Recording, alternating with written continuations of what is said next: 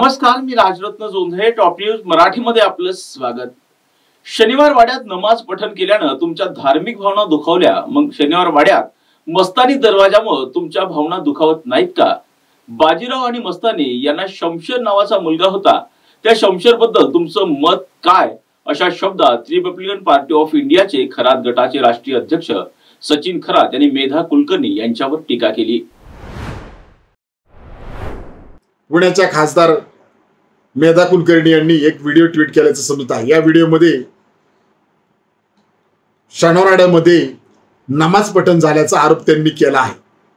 यामुळे खासदार मेधा कुलकर्णी यांच्या भावना देखील दुखावल्या आहे असं त्यांचं मत आहे. आणि याचमुळे ज्यांनी कुणी हे केलेलं आहे त्यांच्या कारवाई करण्यासाठी त्यांनी काल शनिवारवाड्या समोर आंदोलन देखील केलं. परंतु खासदार मेधा कुलकर्णी यांना आम्ही सांगू इच्छितो की शनिवारवाडा हे धार्मिक स्थळ नाही. शनिवारवाडा हे पर्यटन स्थळ आहे. भारतातील कोणीही व्यक्ती तेथे जाऊ शकतो आणि येऊ शकतो. आणि कायदा सुव्यवस्था पाहण्याचं काम हे सरकारचं आहे. त्यामुळे जर कायदा सुव्यवस्थेला प्रॉब्लेम झाला असेल तर कायदा सुव्यवस्था काय आहे राज्य सरकारमध्ये हे सरकार नक्कीच दाखवून देईल. खासदार मेधा कुलकर्णी यांना माझा प्रश्न आहे, पुण्यामध्ये मॉडर्न कॉलेजने एका बौद्ध विद्यार्थ्याला नोकरी लागली होती लंडनमध्ये, तर त्याला कन्फर्म सर्टिफिकेट न दिल्यामुळे ती नोकरी मिळाली नाही, नोकरी केली असा आरोप या प्रेम बिराडे नामक विद्यार्थ्याने केलेला आहे. याबद्दल आपण कोणतीच प्रतिक्रिया दिलेली नाही. आम्हाला असं वाटत आहे की जाणीवपूर्वक हे प्रकरण हा मुद्दा संपवण्यासाठीच त्यांनी हा मुद्दा समोर आणल्याचं आमचं स्पष्ट मत आहे. दुसरा प्रश्न आहे त्यांना की ते सतत हिंदू मुसलमान वाद करताना दिसत आहेत.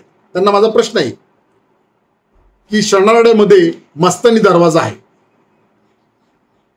खरंच तुमच्या नमाज पठणामुळे धार्मिक भावना दुखावल्या असतील तर शनिवारवाड्यामध्ये मस्तानी दरवाजा आहे, त्यामुळे तुमच्या धार्मिक भावना दुखवत नाहीत का? आता या मस्तानी दरवाजाबद्दल तुम्ही बोला, आमचं मत आहे. काय करणार या मस्तानी दरवाजाचं? तिसरा प्रश्न आहे, बाजीरावांची जी बायको होती मस्तानी, त्यांना मुलगा होता शमशेर नावाचा. त्याचं नाव देखील शमशेर ठेवण्यात आलं होतं.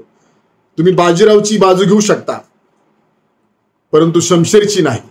मग या शमशेर नाव जे ठेवलं होतं आणि या शमशेर बद्दल तुमचं नेमकं काय मत आहे हे सुद्धा तुम्ही एकदा जाहीर करा.